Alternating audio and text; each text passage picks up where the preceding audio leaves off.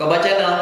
Kali ini Koba Channel menghadirkan narasumber yang dimana sering disebut program IPA atau EPA atau perawat EPA, dan beliau sudah kembali ke tanah air sejak tahun 2012 lalu. Siapa namanya dan apa saja yang kita bisa kulik dari beliau? Kita langsung saja hadirkan Kenny-san. Apa kabar Kenny-san? Konnichiwa. Konnichiwa. Begini desu ka? Kabar baik, Sensei. Kabar baik ya. Baik, Kenny-san, kita langsung saja ini. Kalau boleh tahu nih, apa itu perawat EPA atau EPA? Oke. Kalau dulu ya kita hanya ada perawat EPA. Jadi singkatan dari EPA atau EPA itu Economy Partnership Agreement. Jadi Baik. dulu ada ini disebut dengan G2G juga, government to government. Jadi artinya kerjasama antara pemerintah Indonesia dengan Jepang. Baik. Dalam hal perawat ya untuk diberangkatkan ke Jepang, Baik. tapi bekerja sama antar pemerintah dan pemerintah. Seperti Baik. itu. Kalau boleh tahu nih ya, untuk sobat Koba Mirai bisa berbagi informasi apa saja yang dilakukan ketika menjadi seorang perawat EPA. SOP-nya tuh apa aja sih? Kalau dari pengalaman saya sendiri ya Sensei, jadi di sana itu kebetulan saya bekerja di bagian ruangan NAICA atau penyakit dalam. Itu rata-rata pasiennya itu neta kiri dalam bahasa Jepang ya. Baik. Dan itu bed rest total. Baik.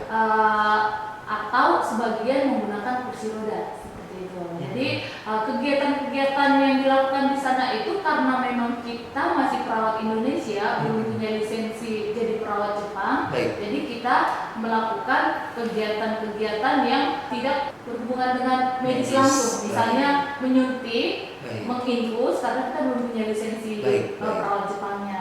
Jadi pekerjaan yang kita lakukan di sana itu seperti membantu memandikan pasien, Baik. kemudian membantu memberi makan pasien, membantu proses eliminasi atau proses BAB dan BAK, kemudian membantu pasien untuk melakukan aktivitas yang menyenangkan, misalnya origami, melipat origami bersama, kemudian karaokean bersama. Seperti menghibur pasien Iya. agar secara psikologisnya dapat menjadi lebih baik lagi gitu ya. Iya, benar. Baik. Wah, ini menarik sekali. Jadi kalau misalnya tadi sudah Kenny-san jelaskan belum bisa berhubungan untuk tindakan medis. Iya. Apakah mungkin kan tenaga perawat EPA seperti Kenny-san bisa melakukan tindakan medis di lain waktu? Oke. Jadi kalau di Jepang itu sendiri nanti kita untuk perawat itu ada ujian. Kalau untuk perawat rumah sakit atau kambosi itu ada ujian setiap tahun, ujian negara namanya kambosi kokasken. Jadi itu biasanya setiap bulan 2 di setiap tahun. Bulan Februari ya. Kemudian kalau misalnya lulus itu kita sudah setara dengan perawat Jepang. Baik. Karena kita sudah punya lisensi untuk Baik. jadi perawat Jepang. Dan di situ kita bisa melakukan semua tindakan yang berhubungan dengan medis, misalnya menyuntik, menginfus, semua pekerjaan perawat pada umumnya, dan tidak dibeda-bedakan antara perawat Indonesia dengan perawat Jepang. Baik. Sama pekerjaannya. Rekan-rekan atau sobat Koba Mirai Japan itu banyak bertanya kepada kami melalui email dan melalui media-media sosial kami, itu bagaimana untuk ujiannya, ujian skillnya, dan kemudian banyak sekali pertanyaan yang berhubungan tentang keperawatan, di mana kita tahu bahwa sekarang ini tenaga perawat sedang sangat dibutuhkan di Jepang ya, dan khususnya negara Indonesia ini juga diharapkan kontribusi sangat besar ya agar dapat bisa mengisi peluang-peluang tersebut. Iya. Ya. Baik, Kenny-san, Hai. pada saat melakukan aktivitas setiap harinya, bagaimana rule pekerjaan, alur pekerjaannya, berapa jam sehari bekerja, dan kemudian satu kelompok kerja itu berapa orang, dan bagaimana sih time hang-nya? Karena kan bagaimanapun juga ketika baru pertama kali datang ke Jepang, bahasa yang dipelajari di tanah air atau di Indonesia itu bahasa-bahasa baku yang memang dimana bahasa sederhana. Iya. Ketika dihadapkan di rumah sakit, bahasanya ketemu dengan orang Jepang langsung. Itu bagaimana semuanya dirangkum, Kenny-san? Iya. Dengan pelatihan 6 bulan yang kami terima sebelum bekerja langsung ke rumah sakit ataupun mati jompo, itu kemungkinan besar memang tidak cukup ya. Nah, jadi kita biasanya pakai kalau kita tidak bisa bahasa Jepangnya pakai gesture bahasa Jepangnya atau gerakan tubuh. ini bang bahasa tubuh ya. Iya, Kenisa. gerakan tubuh. Oke. Jadi saya misalnya ingin menanyakan ini diletakkan di mana, itu biasanya Korea, Doko, mereka biasanya sudah mengerti. Oke, Dan memang baik. mereka yang staf-staf di rumah sakit atau di Shisetsu atau di panti jompo Baik. itu sangat membantu sekali ya. Oke. Untuk kita, misalnya kita tidak mengerti bahasa Jepang yang baku, biasanya mereka akan membantu kita dengan yang bahasa Jepang yang sangat gampang dimengerti seperti itu. Kemudian untuk alur kerjanya sendiri, kita di sana shifting atau shift ya. Jadi ada dinas pagi, ada dinas siang Baik. atau dinas sore, kemudian dinas malam. Ada juga namanya hayabang atau dinas yang pagi sekali. Pagi sekali. Iya benar. Berarti kalau boleh dibilang dalam satu hari itu ada 5 shift. Iya. Oke, baik. Nah, dalam satu hari bekerja itu 7 hingga 8 jam. Sama dengan di kita. Iya. Kalau untuk jam kerja sendiri itu 8 jam ya Sensei. Oke. Ditambah 1 jam istirahat. Oke. Dalam sepekan berapa hari kerja itu? Kenisa. Untuk bekerja dalam sepekan itu 5 hari kerja dari Senin sampai Jumat. Jadi Sabtu Minggunya itu libur. Baik. 5 hari kerja. Ada yang bertanya begini, Sobat Koba Mirai yang masuk ke sosial media kami. Apa sih kriteria yang tidak tertulis untuk menjadi seorang perawat di Jepang? Sebenarnya ya Sensei, kalau untuk perawat, apalagi terutama perawat lansia Baik. ya, yang paling dipentingkan, yang paling penting harus Miliki. ditanamkan dan dimiliki oleh seorang perawat lansia itu Baik. kesabaran ya. Kesabaran. Yang luar biasa. Baik. Karena kita berhubungan dengan orang yang lanjut usia, di mana kita tahu penurunan fungsi tubuh, Baik. penurunan fungsi psikis atau mental, dan kita harus bisa mengerti mereka secara psikis maupun fisiknya. Jadi secara jasmani dan rohaninya kita harus mengerti. Paham ya? Iya, harus paham. Yang kedua, itu kita harus selalu egaude atau dengan senyuman. Senyum ya. Iya. Walaupun kita lagi sedang tidak enak hati atau Iya. dengan murung, kita harus tetap ceria di depan pasien Iya kita ya. benar. Karena yang kita hadapi itu lansia, kadang-kadang mereka juga mentalnya sudah menurun. Jadi kita harus menunjukkan bahwa saya bisa loh membantu kamu untuk semangat lagi, Oke. untuk berjuang kembali, Baik. untuk kebahagiaan kembali. Jadi Baik. harus ada 2 poin penting itu yang harus dimiliki. Penyabar, Iya, penyabar dan ramah atau ramah, selalu senyum. senyum. Ya. Oke. Wah, ini menarik sekali ya. Jadi, Sobat Koba Mirai, jangan takut jika kalian memang tidak mempunyai skill atau base sekolah ilmu perawatan, tapi ingin menjadi seperti Kenisa, menjadi perawat di Jepang, program G2G yaitu IPA, atau program perawat lainnya melalui SSW. Silakan hubungi kami dan datangi kami, cari tahu informasi-informasi apa saja yang kami sajikan. Oke, kembali lagi ke Kenisa. Baik. Yang paling mendasar Baik. plus paling menarik, penghasilan dan bonus. Ya, Ini yang paling kita tanya karena ini yang paling ditunggu-tunggu oleh rekan atau Sobat Koba Mirai. Kalau penghasilan di Jepang ya, Baik. di Jepang itu dulu 2009 sampai 2012 tentu kurs Jepang, Baik. kurs mata uang Jepang tidak setinggi yang sekarang ya. Baik. Jadi untuk dulu itu kalau penghasilan take home pay, kalau yen ya, kita hitung dalam yen itu sekitar 16 sampai 17 mang. Sobat Koba Mirai Japan, silakan kalkulasikan sendiri. Yang pasti nilai penghasilan tersebut akan sangat dapat membantu kehidupan Sobat Koba Mirai Japan di kemudian hari. Kembali lagi, Kenisa. Sejak kepulangan dari tahun 2012 hingga saat ini, apa sih aktivitas Kenisa selama ini? Setelah saya pulang dari Jepang itu kebetulan saya mencoba melamar ke Jababeka Long Life City. Itu ada di Jababeka Cikarang, Baik. Bekasi, Jawa Barat ya, Iya. Sensei. Jadi itu merupakan kerjasama antara Long Life Holding Jepang dengan Jababeka Group Baik. untuk membuat suatu hunian lansia yang dengan Japanese style. Jadi sifatnya yang eksekutif dengan Baik. Japanese style. Jadi selain waktu itu saya merasa itu kerjaan klop dengan saya karena selain bahasa Jepang saya dipakai, saya juga ilmu yang didapat dari Jepang itu dapat saya terapkan di sana. Kenisa sedang beraktivitas Baik. dengan kami di Koba Mirai Japan Baik. Kontribusi bentuknya dalam hal apa sekarang ini? Oke, Sensei. Jadi kalau di Kobamira Jepang sendiri, saya sekarang sedang mengajar yang ingin berangkat ke Jepang dan bekerja sebagai kaigo. Tentu harus ada persyaratan yang harus dimiliki. Baik. Yang pertama itu harus N4.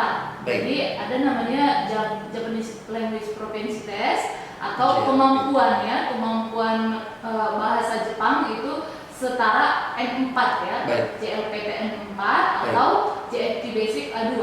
Baik. Kemudian yang kedua itu harus lulus ujian skill untuk kaigo atau caregiver atau perawat lansianya sendiri. Baik.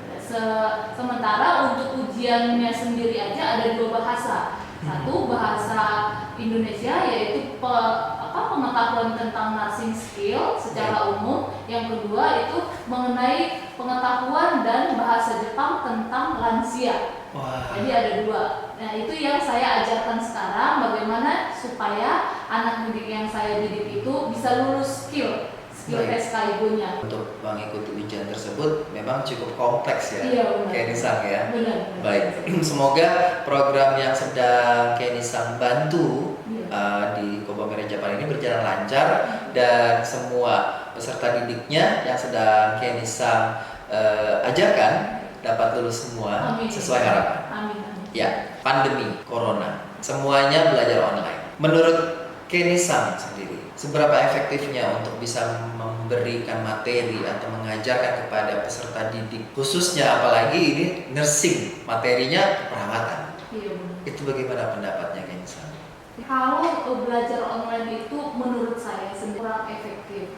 Kenapa? Karena kalau belajar online kita tidak berinteraksi langsung. Untuk sekarang yang SSW untuk kaigo atau Tokutegino ya. Tokutegino, betul, Untuk Tokutegino. Tokutegino untuk yang kaigo itu sendiri itu diwajibkan mereka paling tidak harus membantu memandikan lansia, membantu memberi makan. Dan kalau itu tidak kita ajarkan secara teori dan praktek, itu agak susah imajinasinya, bayangannya seperti itu menurut saya sih. Oke. Jadi artinya kesimpulannya tetap memang harus dilakukan secara offline dan melakukan tindakan materi dan kemudian praktek secara langsung. Iya benar. Karena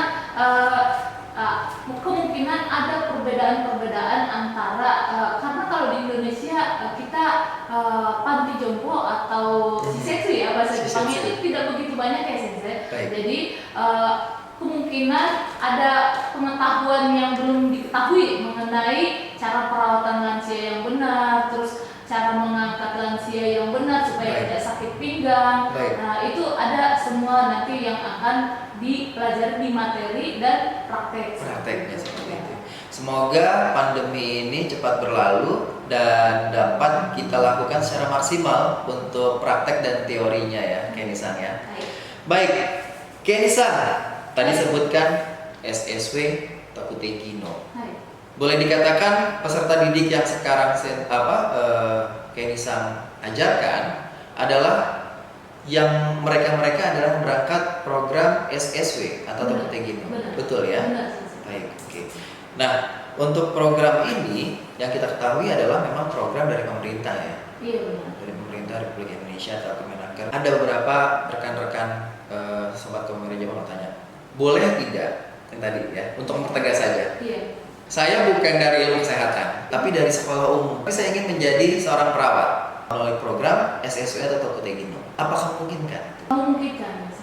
Jadi seperti yang saya ajar sekarang di kelas itu rata-rata mereka yang sudah pernah berangkat ke Jepang dan bukan di bidang perawat, tetapi ingin kembali bekerja di Jepang sebagai perawat lansia atau kaigo tersebut. Jadi rata-rata sudah memiliki sertifikat N4 untuk bahasa Jepangnya. Jadi kita tinggal mulai skill kaigonya ya. Skill kaigonya saja. Tapi dalam bahasa Jepang. Jadi beda ya bahasa Jepang umum dengan bahasa Jepang medis itu Iryo Senmon Yogo. Iryo Senmon Yogo. Iya. Dan itu agak rumit sedikit. Kompleks ya. Baik, sudah disebutkan Sobat Kobamira Jepang dan sudah dijelaskan, dipaparkan secara detail oleh Kenisang, di mana kalian jika bukan berlatar belakang, sekali lagi kami tekankan, bukan berlatar belakang dari sekolah keperawatan atau dari sekolah kesehatan, tapi ingin menjadi tenaga perawat di Jepang, memungkinkan dengan mengikuti program SSW atau Tokutegi. Salah satunya Koba Mirai Japan menyelenggarakan program SSW atau Tokutegi tersebut. Dan di mana perlu kami informasikan, dalam waktu dekat kami juga akan buka kelas berbahasa Jepang atau kelas baru bahasa Jepang juga skill perawat yang memang bukan berlatar belakang ilmu kesehatan dan keperawatan, juga yang berlatar belakang ilmu kesehatan dan keperawatan. Untuk tenaga perawat yang khususnya wanita, tolong di bold atau tolong digaris bawahi, khususnya wanita, itu akan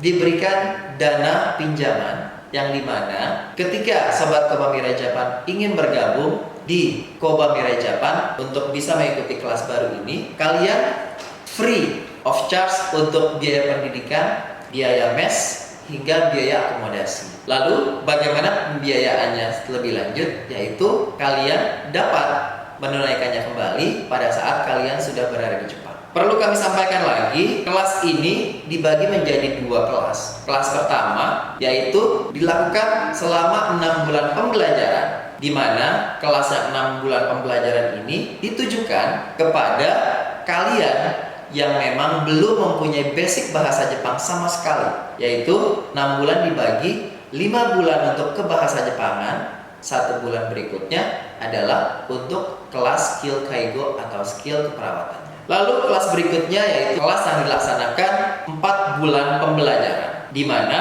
4 bulan pembelajaran ini ditujukan kepada kalian yang sudah mempunyai skill dasar kebahasa Jepangan minimal JLPT level 5. Baik, kembali lagi ke Kenny-san. Tadi sudah menjelaskan.